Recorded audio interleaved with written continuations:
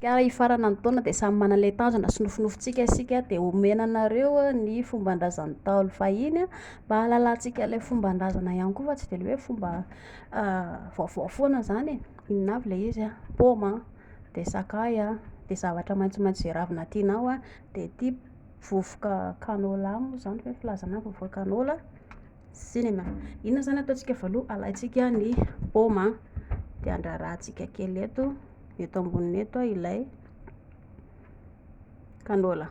Lasa be loatra izy zany, be loatra le izy teo de nanesorako kely de angalana sakay kely, ampiana sakay le vovony raha ohatra raha ny tokony ho izy le vovony no atao. Rehefa vita le sakay de ampiana zavatra maitsomaitso zay tianareo. Ny maitsomaitso tiako lazaina le ravin-javatra, voninkazo izay tianareo. Vita indray iny de nampiana vilia ilay izy fa mandreraka be a. Soratana ato anaty taratasy kely ilay fikasanao soratana blablabla zao avy ny fikasako, fonosina le izy fonosina de atao eto amboniny eto.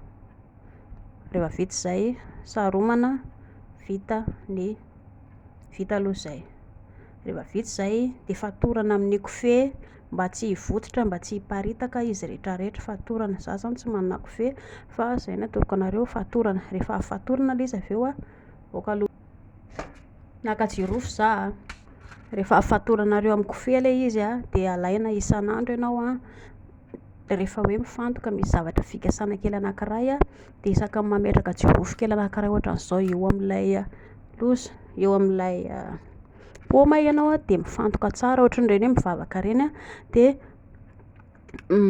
milaza izay fikasanao ohatr'izay foana isan'andro na isaky ny azo atao ela be hoe simba le paoma de ampiana an'izay daholo manodidina rehetrarehetra io, mifantoka ianao miresaka hoe inona ny zavatra tianao ho tonga aminao de arakarak'izay manodidina rehetrarehetra izay. Rehefa feno rehefa afa-po ianao feno an'izay ilay mifantoka izay ianao hoe inona avy ireo fikasana nieritreretinao atao sy tanjona eritreretinao atao de inona no atao? Alevina any an-jaridaina any an-tokotany le izy. Hitanareo io zao le izy io, mila fatorana amin'ny tady kely fa tsisy tady kely ato akaiky zay. Vita io le izy io, fatorana amin'ny tady kely.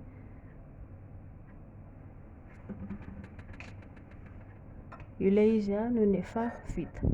Hitanareo rehefa vita de fatorana. Reny zao le fikasana hoe inona avy le fikasanao, mieritreritra kely ianao ao anaty rehefa mimetraka ilay jirofo kely anankiray amin'ilay paoma de mandinika hoe izao ny fikasako de zay. De fenoina le izy rehefa afa-po de fonosinao amin'izay, tsy voatery hoe fonosina, alevinao any anatin'ny zaridaina le izy de miandry ny vokany ianao, miezaka mivoatra amin'ny fiainana ho hitanao fa ho tonga ny voka-tsoa. Zay hoe maty paoma keliko zay, na fahitanareo anazy. Fomban-drazana io fa sao de lazainareo hoe fomba n'ino indray mazotoa.